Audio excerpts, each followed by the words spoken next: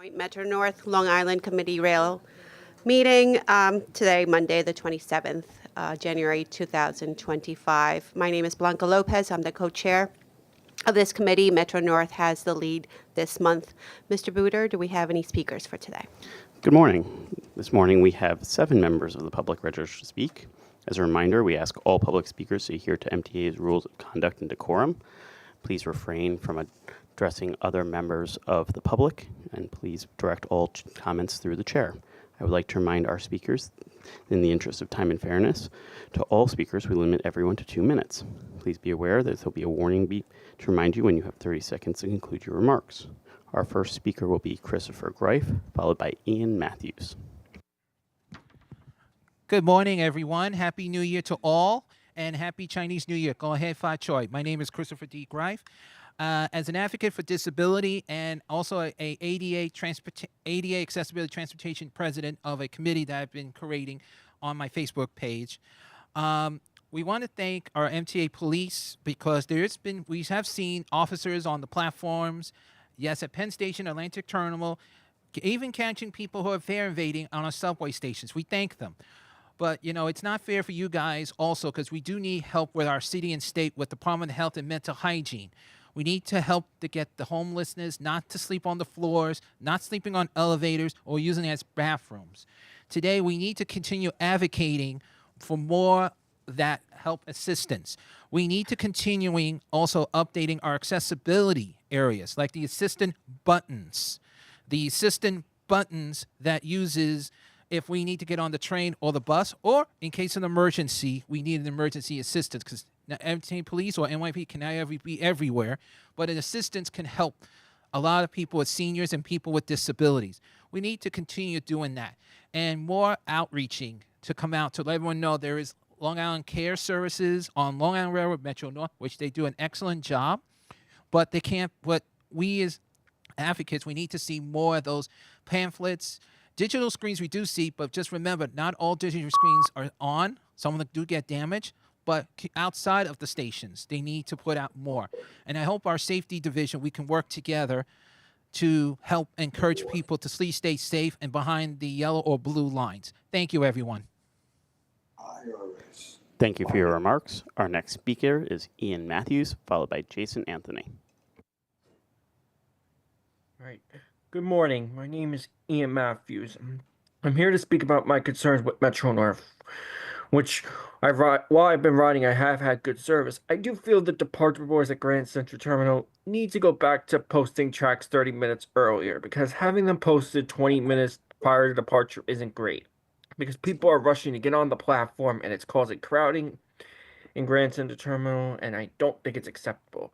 Also, we need more 8-car trains on the Harlem line. There's a lot of 6-car trains, especially on the locals to North White Plains during the midday and afternoon hours when there's only hourly service, which is resulting in overcrowding.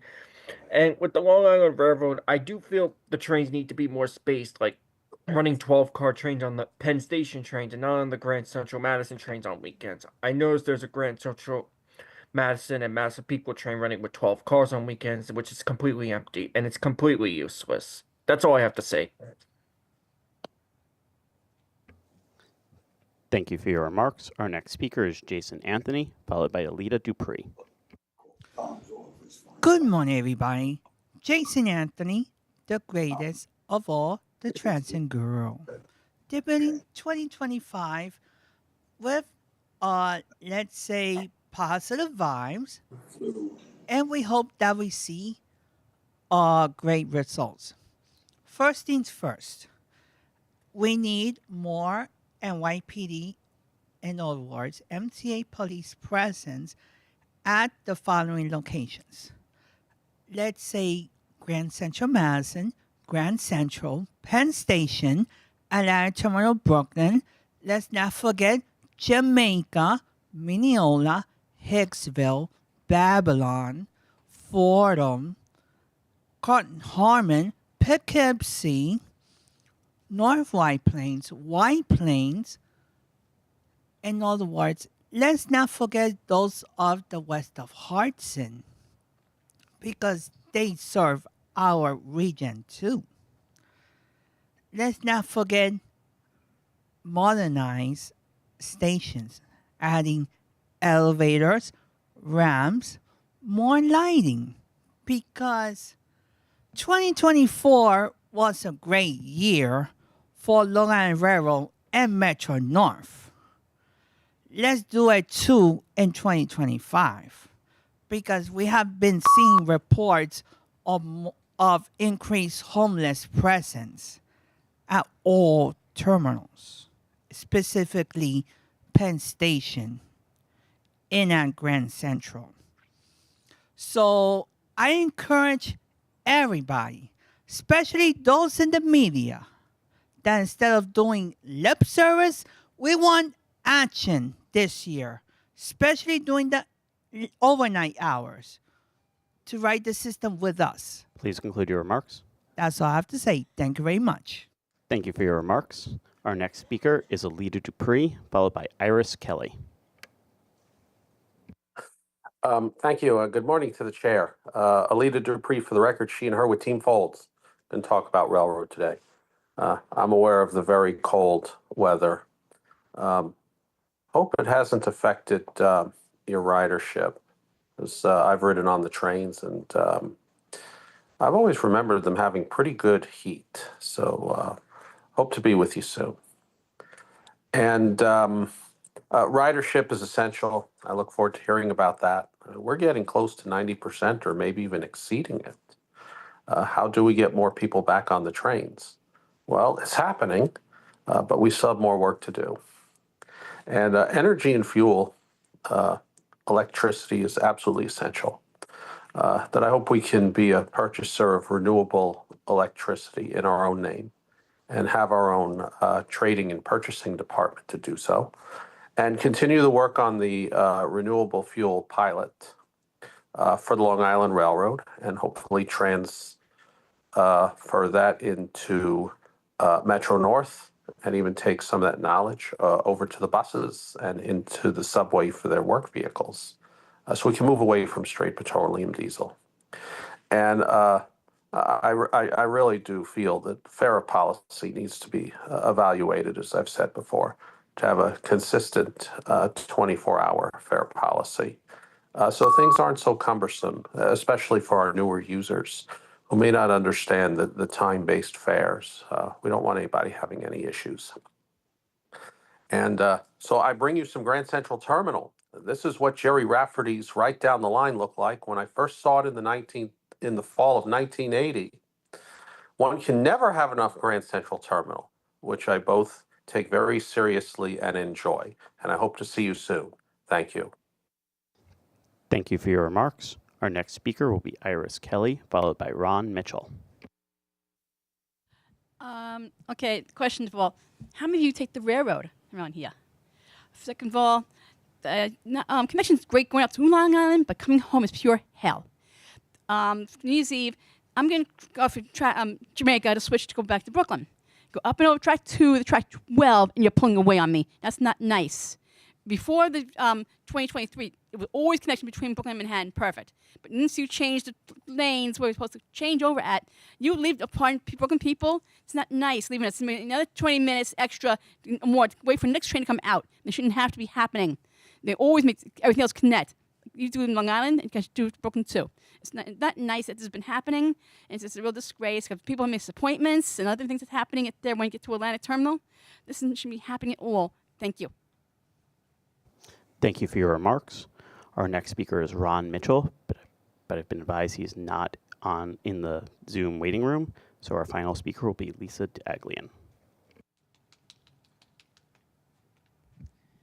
All right, I did not mean to do that, but since I am. Hi, I'm Lisa Daglian. Good morning. I'm the Executive Director of the Permanent Citizens Advisory Committee to the MTA, PCAC. Happy New Year and happy congestion pricing. It's working, right? Reducing congestion for drivers, emergency vehicles, and buses, improving air quality, and raising critical funds for essential transit infrastructure across the region. It's even surviving all the spaghetti that's being thrown against the wall. To try and stop it, I'd knock on some wood, but we don't have a podium anymore. Contracts are moving ahead and jobs are being created, benefiting riders and drivers. The next capital plan will bring even more substantial improvements to the system with $6 billion each earmarked for the Long Island Railroad and Metro North and the riders who rely on them. Now we just need Albany to unjam the dam that will allow contracts to flow and projects to be let. We trust the governor and legislature to work together to get the 25-29 plan over the finish line.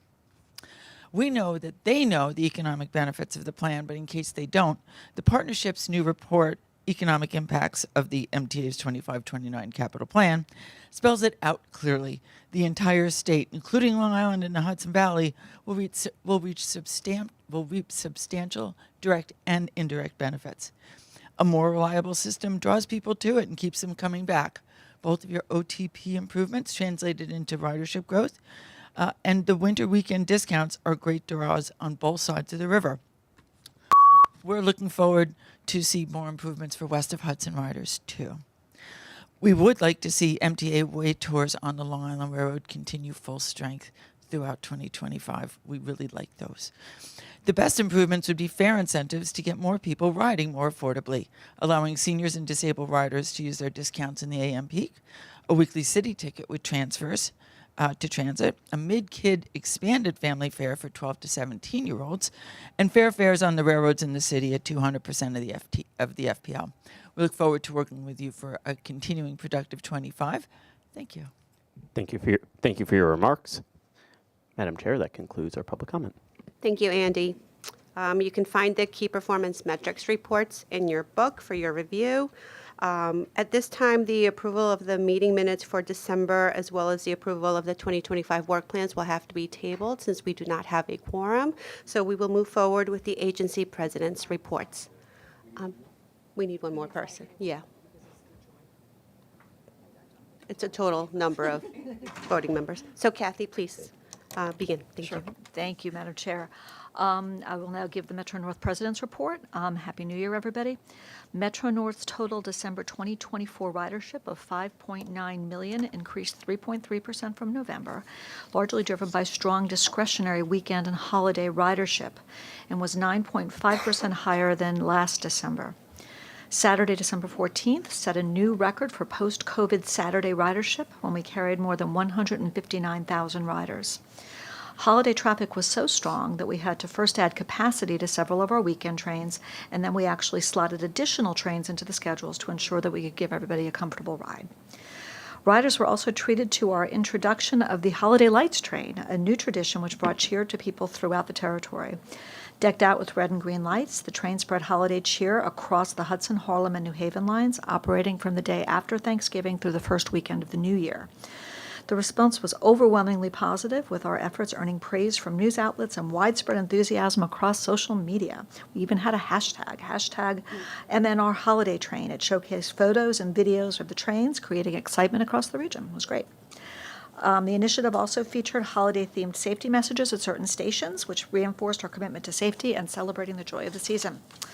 The success of the holiday train would not have been possible without the collaboration and dedication of our teams, including folks from operations, safety, security, internal and external communications. So thanks to all of them. I want to do a brief recap of some of our achievements in 2024. It really was a great year for Metro North. We continued to set record-breaking performance levels. I'm really super proud of the accomplishments of our team. We're delivering safe, on-time, frequent, comfortable service to the region's constituents while working around the clock to restore and renovate aging parts of our infrastructure and harnessing, leveraging technology to make our work more efficient. You're going to hear a little bit more about that in a bit. In 2024, Metro North's ridership grew with total 2024 ridership east and west of the Hudson of 67.4 million. That was 12.1% higher than 2023 and nearly 78% of our pre-COVID total for 2019. We're also very proud of our 2024 on-time performance, which increased to 98.3%, which is a record high performance in our 41-year history. Carrying more passengers safely and reliably and on time is what leads to future ridership growth. All of this hard work and great results is thankfully not going unnoticed by those who matter most, our customers. MTA's customer survey group, who's sitting right over there, performed a customer count survey of Metro North's passengers in the fall, and I'm absolutely delighted to report that customer satisfaction increased system-wide up to 85%. This is 2% higher than the spring. Reported satisfaction increased across the system. Hudson Line increased 3 points to 86%, Harlem 2 points to 85%, and New Haven Line increased 1 point to 84%. This is the best customer satisfaction result of all the MTA operating agencies. In 2024, Metro North's story was one of resilience, collaboration, and achievement. When challenges arose, the year was ultimately defined by the accomplishments of the Metro North team, whose collective determination ensured that we delivered on our commitments to safety, reliability, and innovation. So I want to showcase some of those efforts right now. I think you've heard about this before. Track raises at Garrison and Wassaic were completed to address the effect of rising water levels in the region. These projects ensure smooth operations and reliability in these vulnerable areas during and in the aftermath of heavy rain events. These efforts reflect the in-house determination and skill of our teams in taking proactive measures to safeguard our operations. Achieving our record OTP levels was no small feat. The accomplishment was the result of collaboration among rail traffic controllers, train crews, maintenance crews, project staff, and a service design team with some support from the MTA PD, who's now in our Operations Control Center. Everyone together worked to deliver a dependable service for our customers. We also continue to undertake a series of investments along the New Haven line to increase speed along the line. These investments demonstrated innovative and forward-thinking, reducing travel times and improving the service's attractiveness for our customers. The implementation of gating procedures for select trains at Grand Central Terminal exemplified our planning and collaboration with the union officials and the MTA PD. This fare collection process is part of our continuing effort to address fare evasion and improve fare collection, and it enhances the security of customers and employees alike. I now want to take the opportunity to showcase some examples of how we are using technology to improve our operations. We're at the forefront of integrating AI into our operations, which drives significant safety, efficiency, and innovation advancements. Through strategic partnerships and cutting-edge technology, we're positioning ourselves as a leader in modern transportation. One of these examples is the use of AI for trespasser detection. We partnered with Rutgers University to implement the AI-aided trespasser detection system at the Hudson Avenue crossing in Peekskill. This system has monitored over 600,000 events and identified more than 8,200 violations, which allows us to take targeted safety interventions. We continue to work with Rutgers to explore and refine AI applications, ensuring continuous improvement in safety measures. Our confidential close call reporting system, C3RS, identified doors opening off of platforms as a top safety concern. The C3RS team developed a new train spotting procedure at high-risk locations and collaborated with Rutgers to validate the solution using AI. This initiative led to a 100% reduction in off-platform door incidents at Harlem 125th Street, supporting a network-wide implementation. We're also working with an organization called LuxModus. The precision LIDAR data, in collaboration with Transit Tech Lab, LuxModus is providing such data to help us detect infrastructure changes, which allows us to have timely and effective responses when those changes are detected.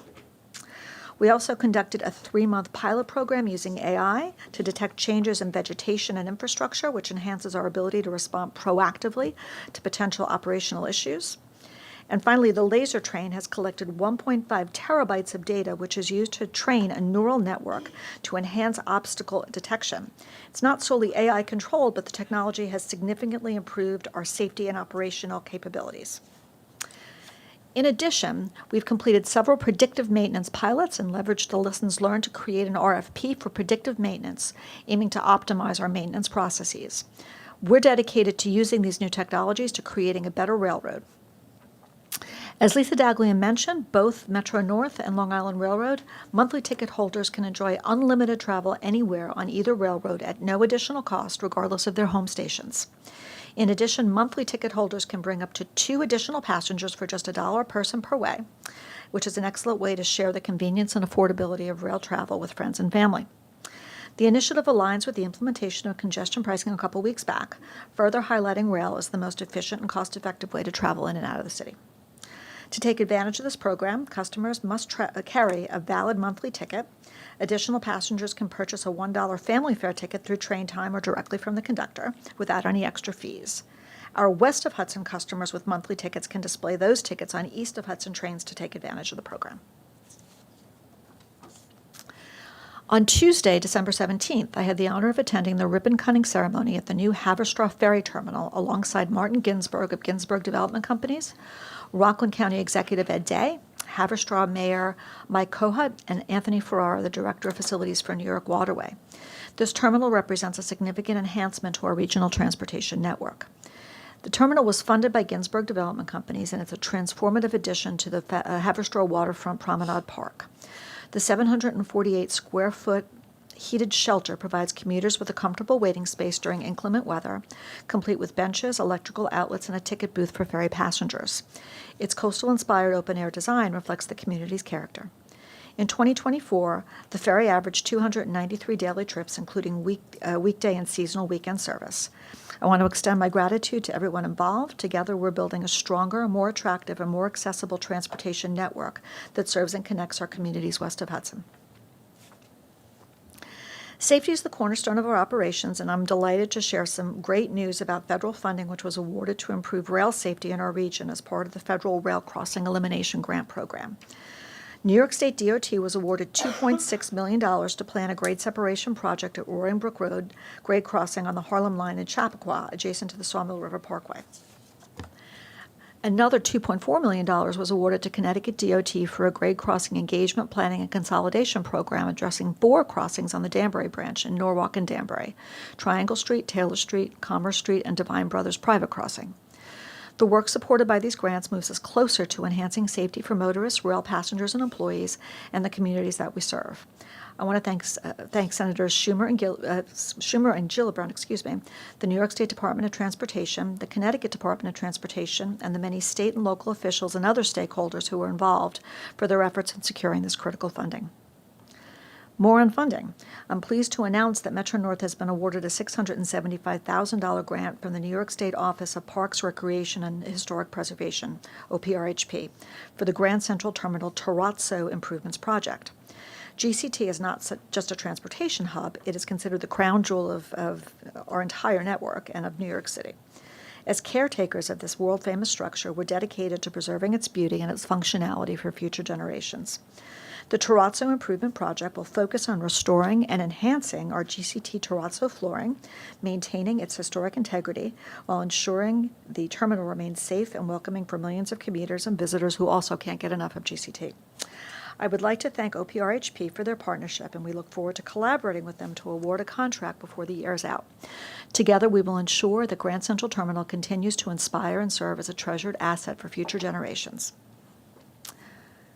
The State of the State contains some very exciting proposals for Hudson Line customers, and I want to outline a few of those.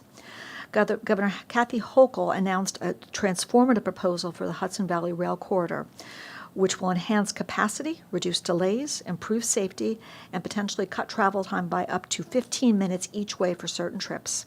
Highlights include shortening Super Express Hudson Line train travel times between GCT and Poughkeepsie to under 90 minutes.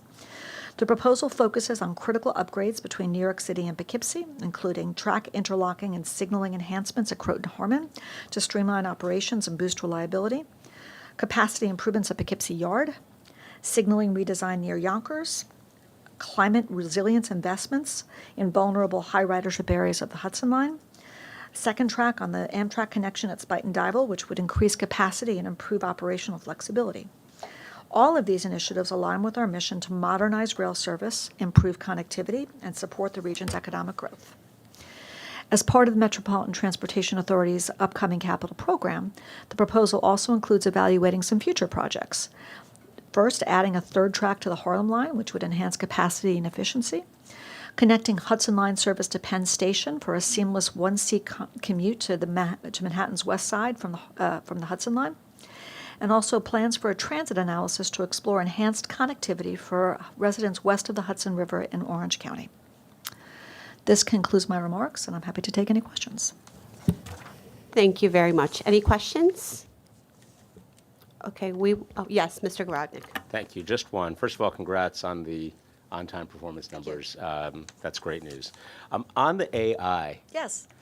I was a little confused about how it works exactly, but no Okay. surprise there. A lot of Okay. it confuses me Okay. generally. Just to focus on the example you gave in Peekskill, Yeah. It sounded like there was, it's a trespasser detection system, and it identified a number of instances in which that happened. How does it, well, one, how does it work? And two, by identifying what we did identify, what sort of targeted safety interventions did it allow that otherwise would not have been possible? Well, I think this is actually going to be a joint answer between Shelley and Justin, because the continuous improvement group that does the AI reports to Justin, and Shelley is our guru on grade crossing safety. So maybe Justin first, if you could speak a little bit about the technology, and then turn it over to Shelley with respect to the investments. Yeah, sure. I mean, so basically it puts a geofence around the section within the crossing, and then if anybody crosses that plane, it identifies it, right? So then going back and reacting and looking at the data, we're able to decide what we need to do. And then I'll turn it over to Shelley from that point. Yes, so the video-based system tells us, as Justin said, when incidents occur. So we can do a look back and we can see exactly what kinds of incidents occurred, whether they were pedestrians or bicyclists or vehicles, automobiles. And then based on that, we can determine whether we need to improve signage, do outreach at the location. We can look at the whole host of safety interventions that we might do, from actually going out with MTA PD and doing outreach at the crossing to work with motorists, or if there are businesses nearby. So we notice, for example, that perhaps trucks from a certain location are using the crossing. We can do outreach directly to businesses as well. Okay, so if I understand the technology, it is a time-limited geofence, basically. The geofence goes up when, at the moment when no crossing is supposed to take place. Is that right? Right, so the geofence is always up, right? So if anybody breaks it, once the crossing comes down or the gates are on, then it keeps track of that. So if you could imagine, in the past, we had cameras on there trying to look at the data, but we would have to know when to look and how to look, right? Otherwise, you're trying to look at 24/7 hours of camera. Right now, the system basically does it for us. So anytime anybody breaks the plane when they're not supposed to, we have that information right away. So, I mean, it's a real improvement from where we were with just cameras. Got it. Thank you. And this particular crossing is a crossing that's always gotten a lot of focus from us, because there's a lot of activity on the Peekskill waterfront. So they'll have special activities. There's a lot of back and forth over that crossing. So it's a particular area of concern from a safety perspective. So this is an area we've really dug in on with respect to enhancing the safety at this crossing. Ms. Valdivia? Thank you very much. Again, the numbers are spectacular. It's really, really exciting to see that ridership increase, and really appreciate the winter weekend kind of program that you have. I think that's great. I noticed, and correct me if I'm wrong, that the MDBF was pretty high in November, above our goal. Can you just let me know kind of what's going on there, and how you're able to deliver this kind of service even when the maintenance or the breaking down of trains is happening? Yeah, sure. So, I mean, the weather was good in November, so that obviously always helps us. But one of the things the team's really done a good job with is maintaining the equipment. Anytime there's an issue, we really go back and diagnose what the issue was, find the root cause, and make sure that we don't have that reoccurrence again. The other thing that's going on that you're not seeing as part of the MDBF, or why the MDBF is so good, is the team's really doing a great job identifying the issues before the equipment leaves the yard, right? So if we identify the issue before the equipment's out on the road, it doesn't impact the MDBF. So because the equipment is old, we do have issues, but we identify them much earlier before they're out on the road impacting our customers. So we're able to make those equipment swaps, put customers on a reliable train, and that's why you see the numbers that you do. It's very impressive, so thank you. Additional questions? If not, we will have Mr. Fried go next, and then we will come back to the first two items on the agenda now that we have a quorum. Thank you. Thank you, Chair. Good morning. Happy New Year, everyone. 2024 was a remarkable year for the Long Island Railroad in many areas. With our focus on safety, reliability, and the customer experience, we achieved new heights in the service that we provide. In terms of ridership, for 2024, we accommodated 75.5 million customers, which is a 15.7% increase over 2023, and about 10.3 million more customers. Looking at 2019's ridership, this ridership level puts us at basically 83%, 82.9 to be exact, for 2019's total ridership. We have to remember as well, though, in last year, I believe it was about April when we started achieving 80% or greater of 2019's ridership, and every month it increased more so each month. And as we got to the end of the year, we were hitting 88%, 87, 86%, so we were actually in the high 80s, approaching 90% in ridership. So positive outlook. Hopefully we continue that momentum going into 2025. For non-commutation ridership, we were up 19.7% as compared to 2023. And looking at 2019's non-commutation ridership, we were greater by 16.7%.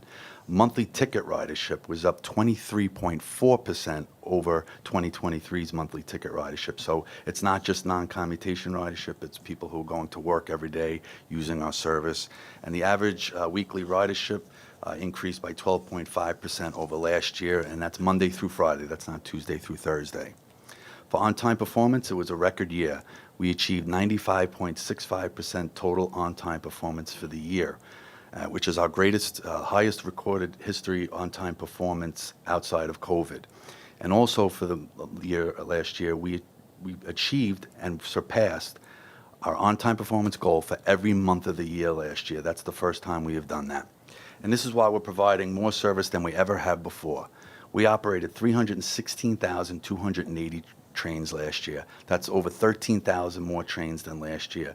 And that's a year in which we increased service 77,000. So we're achieving record levels of on-time performance, and we're providing more service than we have ever before reliably. These improvements are a result of significant investments in our system and the exceptional work of the team at the Long Island Railroad. This also shows how investing in the Long Island Railroad is a good investment and serves as a reminder of the need to fund our capital program for both state of good repair and modernization efforts. All right, I think this is exciting news right here. We're talking about customer satisfaction. One of my main goals when I became president was to improve the customer experience at the Long Island Railroad. Our team has worked tirelessly in addressing the concerns of our customers by being more focused on our customers' needs, implementing new initiatives, and improving existing services. To help us measure and track customer satisfaction, we rely on our customer satisfaction surveys. Through the assistance of the Strategic Initiatives Group led by John Kaufman with his staff's help, who are in attendance, which we thank greatly for that because it really gives us tremendous insight into our service. But we're able to identify things we are doing right and areas we need to improve upon. For example, in the spring survey, we identified transfers as a need to improve, and both onboard and station bathrooms as well. And we listened and we acted upon, and you will see we made significant improvements in those areas. We're proud to report that the Long Island Railroad achieved a satisfaction rating of 76% in the fall customer survey. This represents a 6-point increase in the overall customer satisfaction compared to the spring survey and represents the highest percentage increase in all of the MTA. The survey revealed improved customer satisfaction in all areas of our service, and I'm going to present some of the areas. Let's start with safety. The survey showed our customers feel safe using our system because they are safe, as evidenced by the 86% satisfaction rating for safety from crime or harassment on board our trains.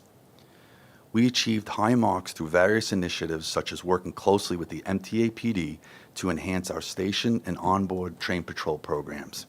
In addition to our station spruce up program, which, as you can see, lighting on platforms, which a bright station makes customers feel safe, was up 2 points to 86%.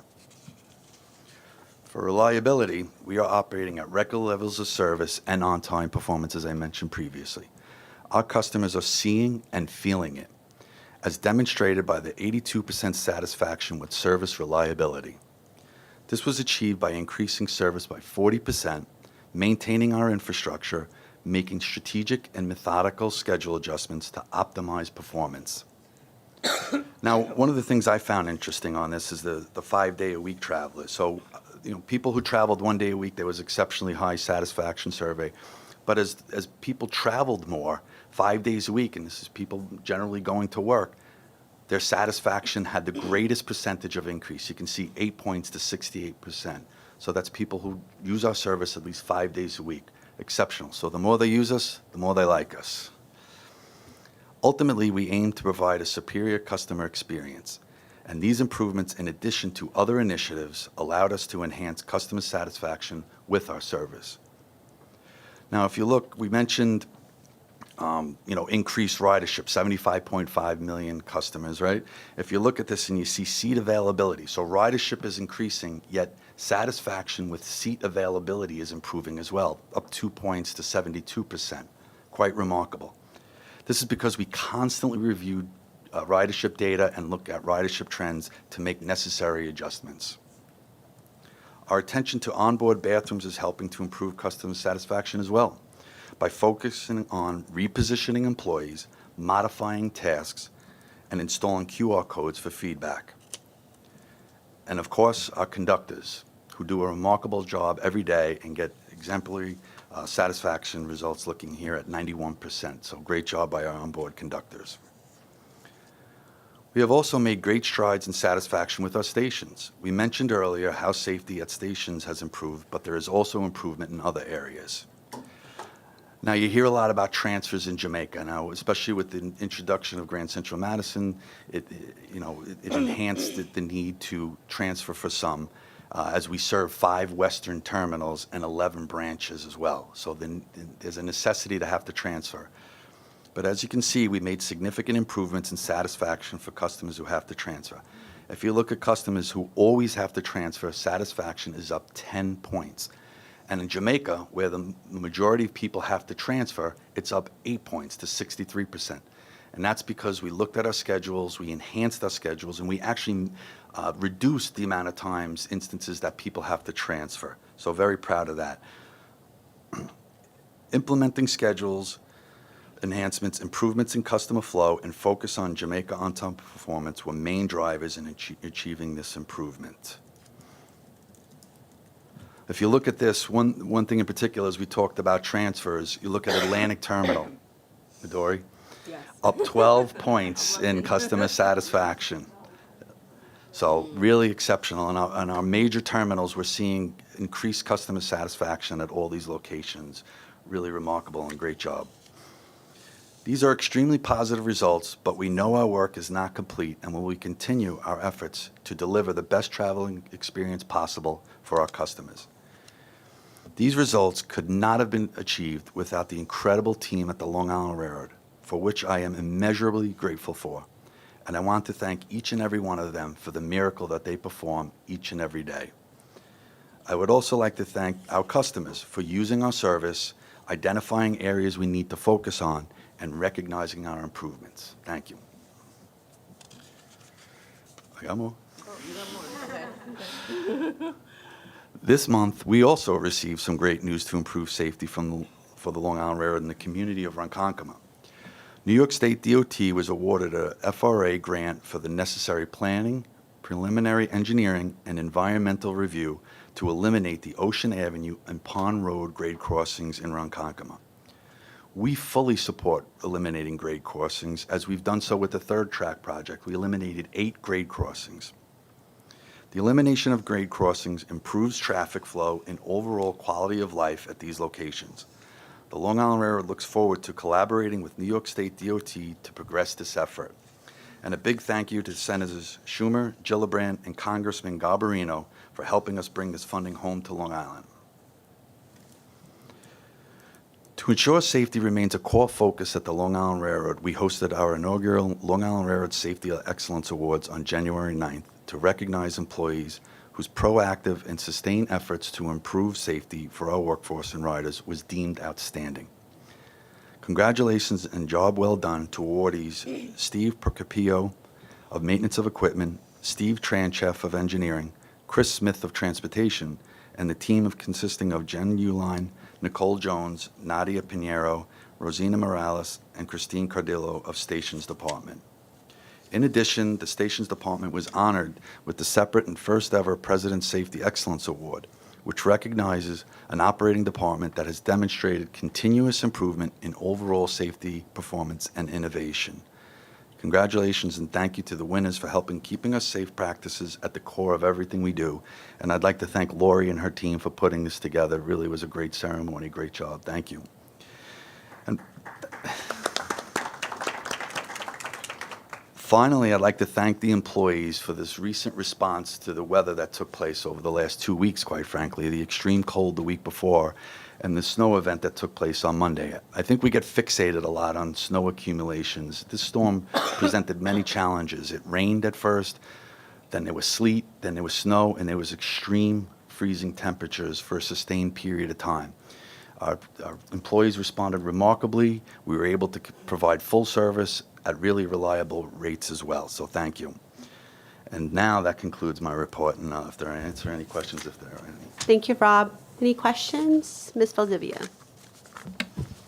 Thank you. Since the president called my name, I just wanted to make sure really impressive, the survey results, and thank you. And I know that you have spent a lot of time making sure that customers were getting what they needed during this period of immense change, right? With the Grand Central Madison service, and now with congestion pricing and more ridership getting on board.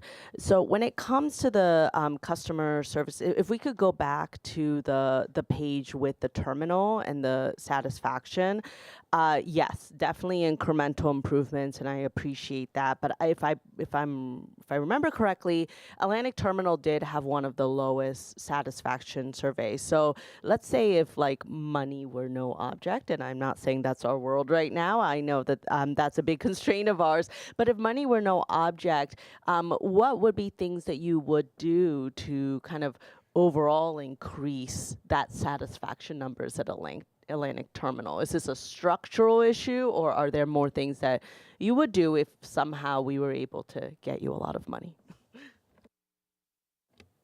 Well, I think first and foremost, as the capital program, requests, is replacing our M3 fleet. Right, that would help reliability dramatically.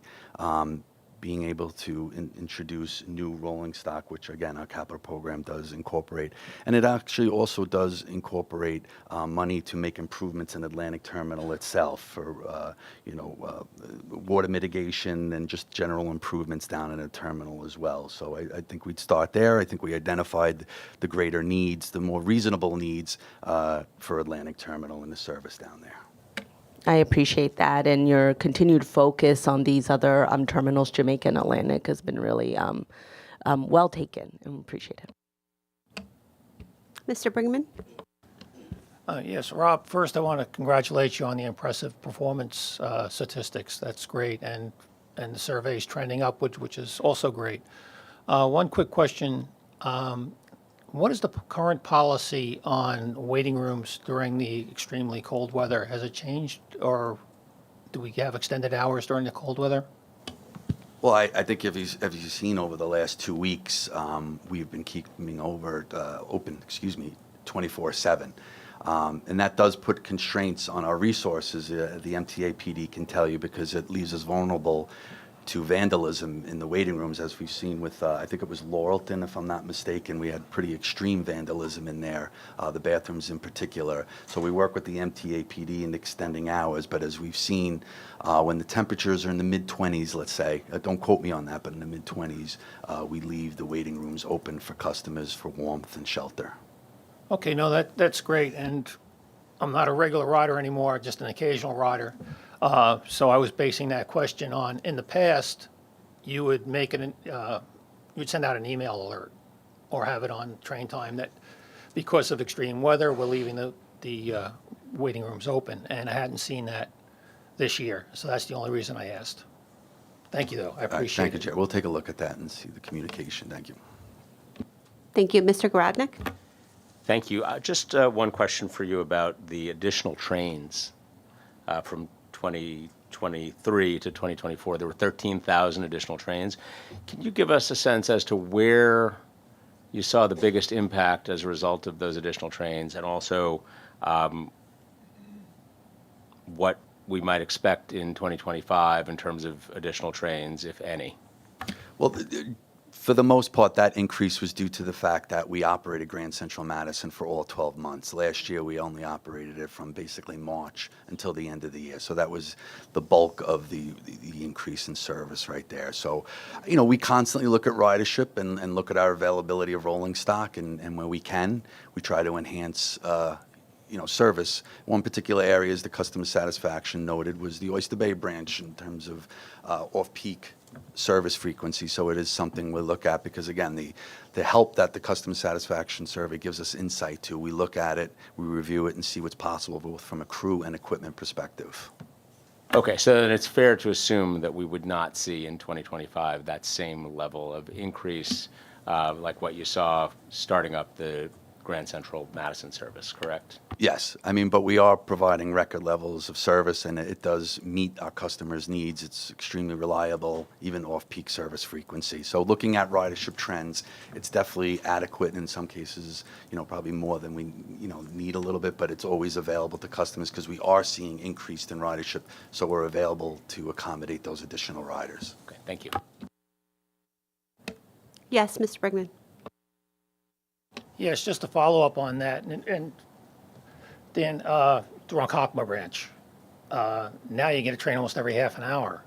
It's like you get one every hour out of Penn, you get one every hour out of Grand Central for the good part of the day.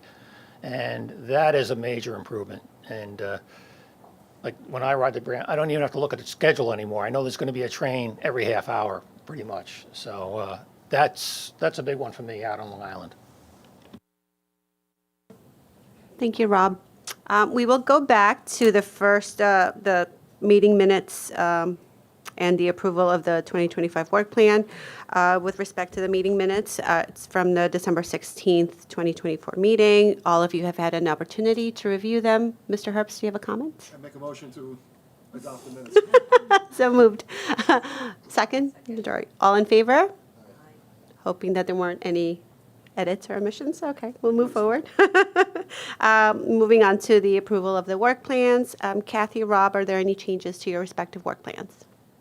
I think the only change from the work plan that was in the book in December, I think for both railroads, was to have the approval of next year's work plan be at the end of this year as opposed to be at the beginning of 2026, but otherwise the work plans are unchanged.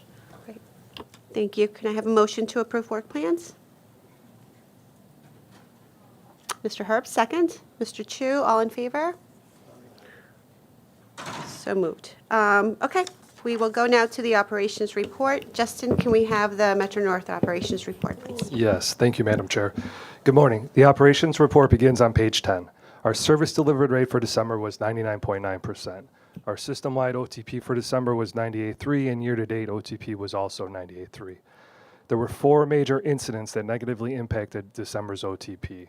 On December 16th, we had a water main break, caused high water conditions around the Botanical Garden, impacting 16 trains. On December 17th, a signal issue caused delays on the Upper Harlem line, again impacting 16 trains. And then on December 23rd, we had a signal outage caused by the extreme cold that day, which impacted the morning rush hour on the New Haven line, which impacted 39 trains. And then we also saw one other issue on December 23rd with a pantograph on the New Haven line, again because of the cold. In terms of fleet reliability, which we touched on, the MDBF for November was over 378,000 miles, which is above goal of 200,000 miles. And that concludes my report, unless there's any questions. Any questions? If not, can I have Tom do the operations report for Long Island Rail? Thank you. Good morning, Madam Chair, and good morning, everyone. Total on-time performance for the month of December, as Rob mentioned, 95.27, above goal of 94%, and OTP for the year was 95.65, also above our 94% goal. For the month of December, 9 branches operated at or above goal, and 10 branches operated at or above goal for 2024. For major events which result in 10 or more late trains, there were 16 events for the month of December. The most significant event occurred on December 13th when there was a loss of switch air pressure at Jamaica. This event resulted in 168 delays, negatively impacting on-time performance by 0.6%. For our fleet performance, MDBF for the month of November was 189,635 miles, above goal of 150,000 miles, and MDBF year-to-date as of November is 163,998 miles, also above goal of 150,000 miles. For service delivery, we completed 99.5% of our trips for the month of December, and we completed 99.6% of our trips for the year. For upcoming work that will impact service on the weekends of February 1st and 2nd, February 15th and 16th, and February 22nd and 23rd. ADA work will take place at Laurelton Station.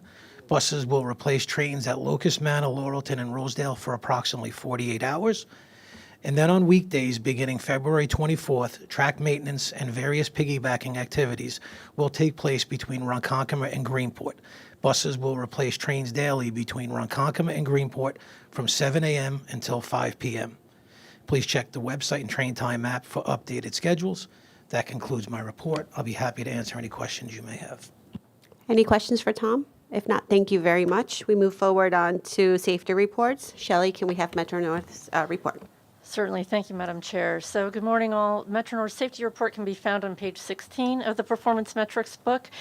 I'm pleased to report that Metro North's customer and employee injury rates continue to show improvement over the prior reporting period. The current 12-month reporting period ends November 2024 and is compared to the prior 12 months ending November 2023.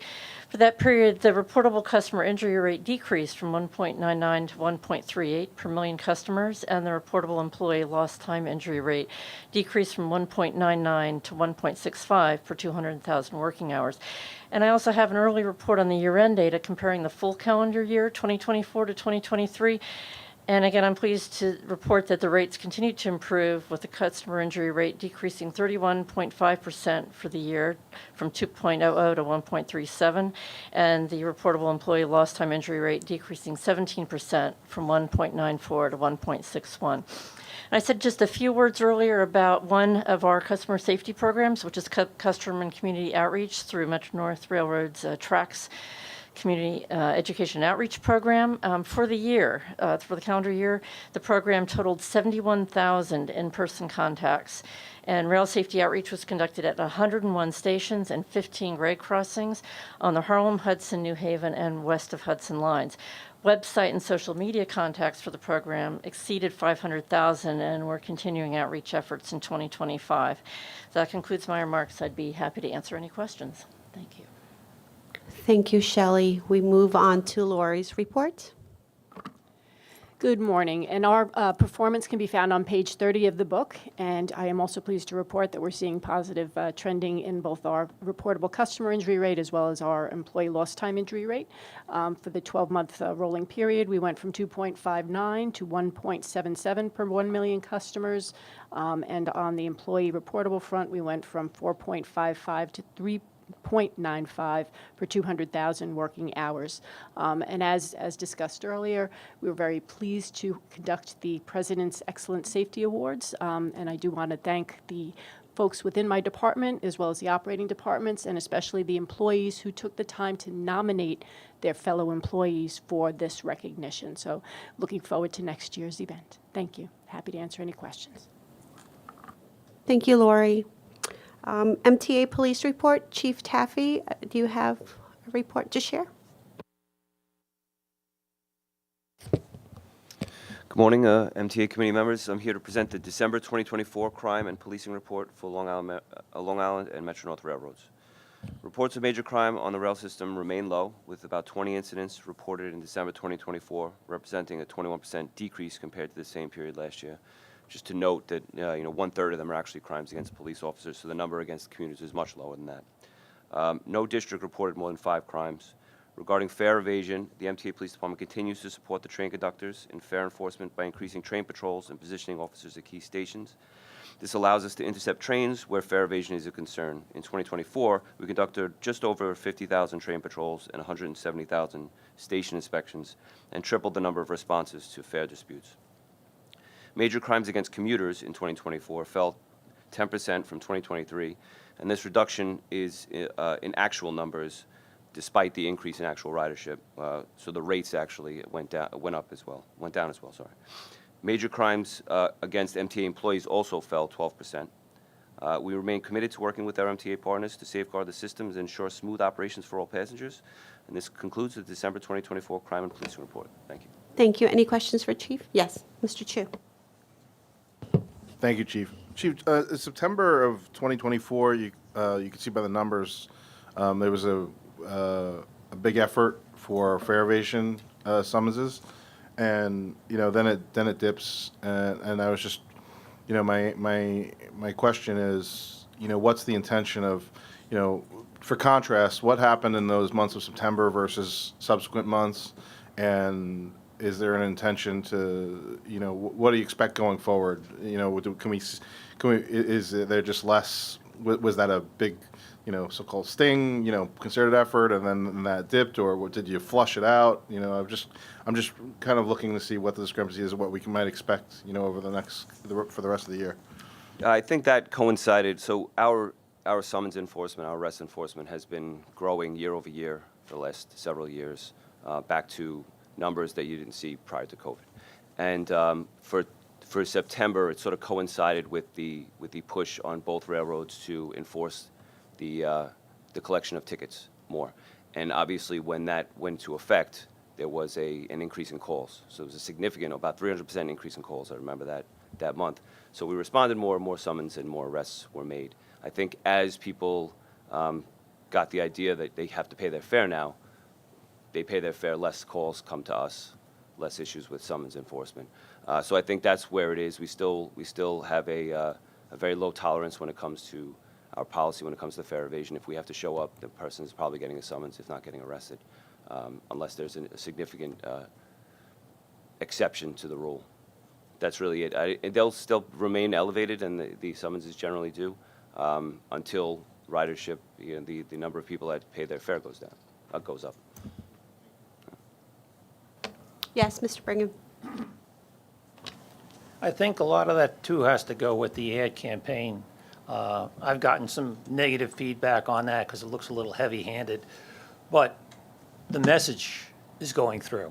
And I think when they see your guys in action, it's like, oh, well, they're serious about that, So, no, I think that's a reason we're seeing kind of a little bit of a reduction. The message is getting through, and people are being aware of that. And I thank you guys for your enforcement efforts. Thank you. Man, thank you for that, Chief, and I think that's just another important step in us reversing this acceptance of, fare theft, right? Theft of service, as we more strongly call it, when people are not paying their fare. So, definitely want to. I think I speak for all of us when we want to continue to be apprised of all those efforts, and just let's keep up that good work. And because people, we hear from the public about a lot of things, Certainly, congestion pricing has been one of them, the strong point this month. But fare evasion is the number one thing that everyone, even people who never ride the system, always complain about fare evasion. So we don't want to see it. Thank you. Thank you again. Moving on to information items. Kathy, can you please take us through the information items for Metro North? Yeah, there's one Metro North information item. It's actually something that's going to be going to Finance for approval later today. Sort of to Lisa's point a little while ago about improving the customer experience for our West of Hudson customers, this is a lease agreement for food service within the Spring Valley Station. We're highlighting it here today because it's been a long time coming. It's a station that we're really looking to invest in. So really, really happy to be able to present this to the board for approval this month, and this committee has wanted to take an interest in these kinds of real estate transactions in the past, which is why it's here for information purposes. So David Florio is here from the real estate department if there's any questions. Thank you, Kathy. Rob, with Long Island information items, please. The one piece is the track work programs coming up, as Tommy touched on. They're in the book as well. Thank you, Rob. Finance reports for the railroads are in your books, and there are no procurements for both railroads. And now may I have a motion to adjourn our meeting? So moved. Second. Thank you. All in favor? Meeting adjourned. Thank you very much.